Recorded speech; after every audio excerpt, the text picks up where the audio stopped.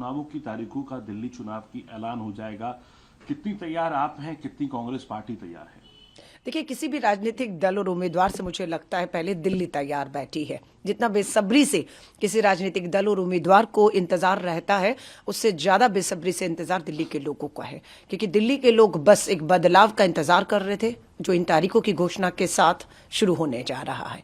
एक विकल्प तलाश रहे थे दोबारा से, वो विकल्प पहले से ही कांग्रेस थी और उसे वापस मुझे लगता है जो एंटी इनकम्बेंसी एक विरुद्ध लहर चल रही है सत्ता के खिलाफ, चाहे वो सत्ता बीजेपी की केंद्र में हो, आम आदमी की दिल्ली में हो, उनके खिलाफ एक विरुद्ध लहर चल रही है। और स्वाभाविक है, कामों की तुलना हो रही है। 15 साल शीला जी ने चलाए, 3 टर्म केजरीवाल जी को मिले और उससे पहले बीजेपी को मिले, अभी भी केंद्र में बीजेपी, केंद्र शासित राज्य, सब चीजों का आकलन 10 साल कम नहीं थे हो चुका है।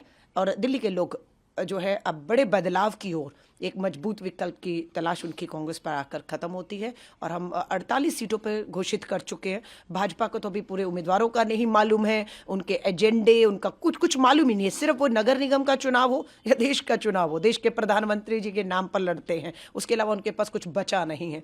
और आम आदमी पार्टी की बात हो, भ्रष्टाचार के गंभीर आरोपों में एक एक मंत्रिमंडल को, पूरी सरकार को कहूंगी, जेल जाना पड़ा, अपनी कुर्सी पद गंवाने पड़े। और अब जो मुख्यमंत्री है वो टीसीएम कहा जा रहा है। जैसे मैंने पहले कहा, सीएम सुना था, डिप्टी सीएम सुना था, ये टीसीएम क्या है, टेम्परेरी सीएम। सो अब दिल्ली की समस्याएं परमानेंट हो चुकी हैं। दूषित हवाएं हैं, पानी, जहरीला, अपराध, महंगाई, बेरोजगारी, परमानेंट समस्याओं के परमानेंट मुख्यमंत्री, परमानेंट सरकार हल दे सकती है। और वो कांग्रेस ने दी है शीला जी के राज में और वापस देने जा रहे हैं। कल उन्हीं के बारे में बात करूंगा जो आप कह रही हैं, आतिशी जी के बारे में। आतिशी जी कल जब उनसे जो रमेश बिधूड़ी को लेकर जो बयान, हालांकि बीजेपी ने अपने आप को उससे उससे उससे डिसएसोसिएट किया है और महिला जो कार्यकर्ता हैं कांग्रेस की, उन्होंने पुलिस में भी शिकायत करी है इसको लेके। लेकिन वो कल भावुक हो गई जब उनसे इस बारे में सवाल पूछा गया और एक भावुक क्षण सामने आया जहां उनकी आंखों में आंसू भी दिखाई दिए। तो किस तरीके से देखती हैं आप पूरे इस घटनाक्रम को?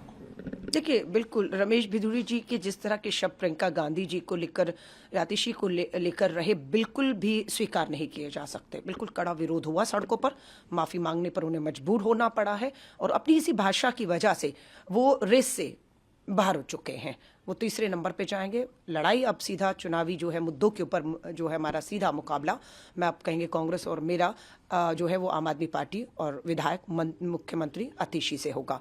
भावुक होने की आप बात कर रहे हैं, मुझे तो यहाँ पर स्वाभाविक है, भावुक होना बनता है। लेकिन मुख्यमंत्री है ना, मैं विधायक थी जब विधानसभा के अंदर बीजेपी के विधायक ओपी शर्मा ने आपत्तिजनक मुझे लेकर कुछ टिप्पणी की थी। मेरे आंखों में आंसू नहीं थे, विधायक थी, ताकत को जानती थी, लड़ी और 1 साल तक उनके सदस्य, उनको जो हाउस से निलंबित कर दिया गया था। लड़ना है आतिशी को ना। और मुझे पता है जब अरविंद केजरीवाल जी ने एक इंटरव्यू में चुनी हुई विधायक, चुनी हुई मुख्यमंत्री को टीसीएम कहा था, टेम्परेरी सीएम, तब भी मुझे आम आदमी पार्टी के लोगों ने बताया कि आतिशी जी तब भी भावुक हुई, अपमानित महसूस किया। पर अलग बात है कैमरे पर नहीं हुई होंगी, लेकिन अपमान उनका बहुत बार हुआ है। लेकिन अरविंद जी ने भी वही काम किया है जो रमेश बिधूड़ी ने किया है। एक महिला मुख्यमंत्री का अपमान उन्होंने भी किया और आपने भी किया है। मैम, इसके अलावा अरविंद केजरीवाल ये भी कह रही हो कि सीबीआई की भी एंट्री होती दिखाई दे रही है। कल उन्होंने ट्वीट करके कहा कि सीबीआई आने वाली है, उनको उच्च सूत्रों से इस बात की जानकारी मिल रही है कि सीबीआई आएगी और मनीष सिसोदिया के घर पर रेड करेगी। इसको कैसे देखिए, अरविंद केजरीवाल जी के इस मुद्दे नहीं है, वो इस तरह कोई बयान ट्वीट खेल रहे हैं। सारा दिन वो देखती है उनके ट्वीट आते रहते हैं और इस तरह के बयान कि ईडी आ गई, सीबीआई। अरे ईडी आ गई थी, सीबीआई आ गई थी, आपके खिलाफ पुख्ता सबूत थे, आपको जेल जाना पड़ा, आपको कुर्सी गंवानी पड़ी। अब ये तमाशा खेल बंद कर दीजिए, क्योंकि अब चुनावों में सिर्फ विक्टिम कार्ड खेलेंगे नहीं। आपको पकड़ेगी सीबीआई, ईडीआई, वो कानून, उम्मीद है हमें भी सीबीआई ईडी आ रही है, लेकिन विक्टिम कार्ड मत खेलिए। 10 साल की रिपोर्ट कार्ड लेकर आइए और अब जनता की अदालत में है, आप उसका सामना करिए, मुद्दों से मत भटकाइए। तो इनका खेल चल रहा है। देखिए, बीजेपी भी चाहती है कि आम आदमी पार्टी जो है वो विक्टिम खेले, है ना। तो इस बीच चुनाव में ही ये ईडी भेजते हैं इनके पास में, जान के, सोची समझी। आम आदमी और बीजेपी की ये एक सोची समझी है कि मुद्दों से हटाने के लिए क्या करें, ईडी और सीबीआई को अभी बीच चुनाव में लाओ। अरविंद हम भेज रहे हैं, अरविंद जी को कैसे पता होता है? वो कहते हैं मेरे सूत्रों ने बताया, उनके सूत्र कहीं और नहीं, आरएसएस के मुख्यालय में बैठे हुए हैं जो उनको बताते हैं, और उनको उनके कहने पर ही वहां से साठगांठ होती है, जैसे रामलीला मैदान में हुई थी। ईडी भेज दीजिए, फिर मैं कहूंगा अतिशी को कभी भी गिरफ्तार किया जा सकता है, मेरे घर ही हो सकता है, मनीष के यहाँ। अरे हो चुका है, जेल जा चुके हैं, आरोपी हैं। फाइलों पे साइन करना, अधिकारियों से बुलाकर बैठक करना आपको मना हो गया था और दिल्ली बर्बाद हो रही थी। उप मुख्यमंत्री हो मनीष सिसोदिया जी, मुख्यमंत्री हो, मंत्रियों को कुर्सियां गंवानी पड़ी हैं। कैलाश गहलोत तो आपके कैबिनेट में अभी तक थे, कभी आपने नहीं कहा वो भ्रष्टाचार है।